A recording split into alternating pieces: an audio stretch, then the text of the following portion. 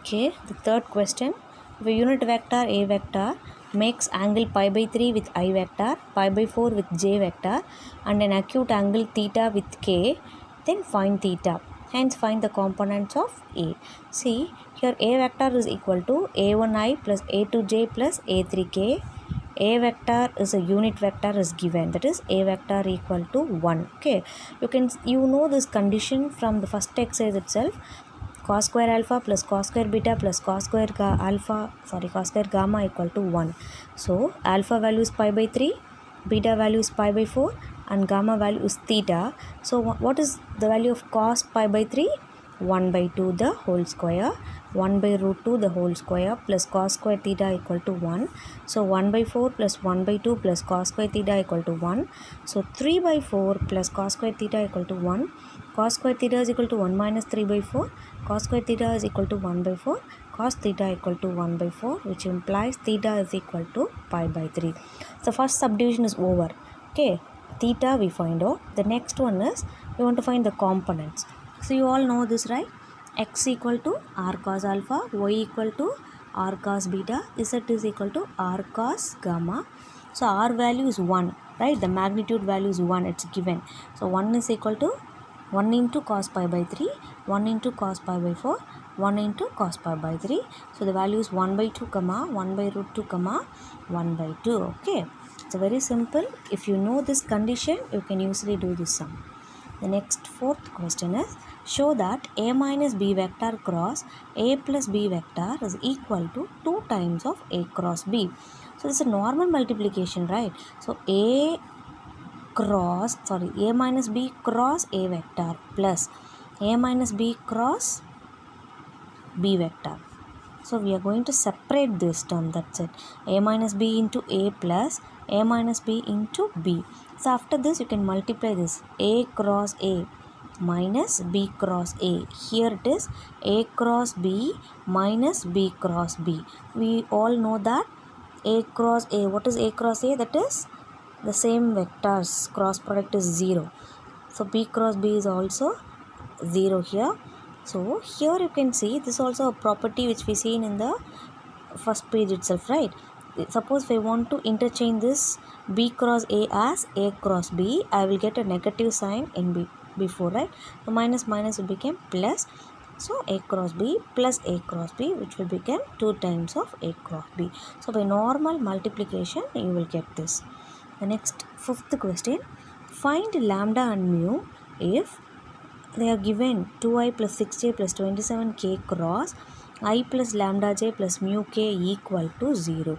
So the cross product means what you should do here? I j k 2 6 27 1 lambda mu equal to 0. Now I am going to expand. So if I take I, 6 mu minus 27 lambda. So if I take j, one negative will come here. Again I will cover this. So 2 mu minus 27. So if I take k, I will cover this. So 2 lambda minus 6. This is equal to 0, 0, 0. So now you compare the coefficients on both sides.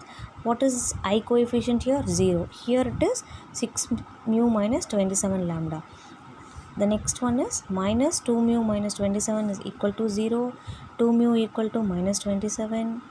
2 mu equal minus 27 equal to 0. 2 mu equal to 27. Mu equal to 27 by 2. So 2 lambda minus 6 equal to 0. 2 lambda equal to 6. Lambda equal to 3. So lambda and mu value. So we have used only the condition cross A vector cross B vector. Then you by equating you can easily find the value for lambda and mu. Okay. Next question is sixth one. Can you able to understand this, students?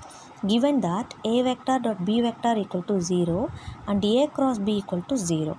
They are given two conditions and they are asking us to conclude the value of A and B. You can see this. What is A dot B equal to 0? Either A equal to 0 or B equal to 0, right? Or A vector perpendicular to B vector. If the dot product is 0, they are perpendicular to B vector. So if I go for case 2, what is that? A vector cross B vector equal to 0 means the same way. Either A vector equal to 0 or B vector equal to 0 or A vector is parallel to B vector. From both the condition you can see A vector is perpendicular to B vector, A vector is parallel to B vector. This condition cannot come at the same time, right? If A is perpendicular to B, then A cannot be parallel to B. Therefore, we can neglect these two conditions. Only these two conditions can come common for both the conditions. Okay, that is A vector. So, both A and B cannot be parallel and perpendicular at the same time. Therefore, A vector equal to 0 or magnitude of B vector equal to 0. So, this is your sixth question. The seventh one, let the vectors A, B, C. They have given you A, B and C. Show that A vector cross B plus C is equal to A vector cross B plus A vector cross C. So, this you can do. I am giving you this as a homework. First you add B vector and C vector. Then you find the cross product with A.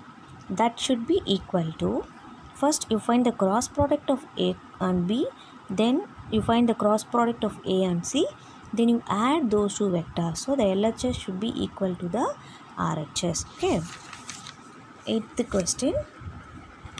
If either A vector equal to 0 or B vector equal to 0, then A cross B is equal to 0. We want to check whether the converse is true for this. So, what is the converse of this?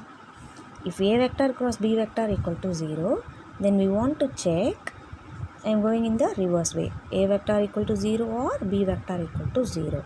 So, you can take, see, when two vectors, the cross product will be 0 if they are equal, right? So, I am taking two equal vectors, A vector and B vector, and I find it the cross value. So we are getting 0 here.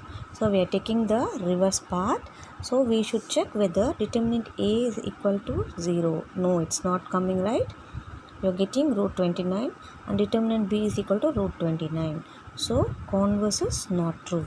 I have taken this part and I tried to prove the first one, but it is not coming, right? Therefore, the converse is not true. So we are given one example for that.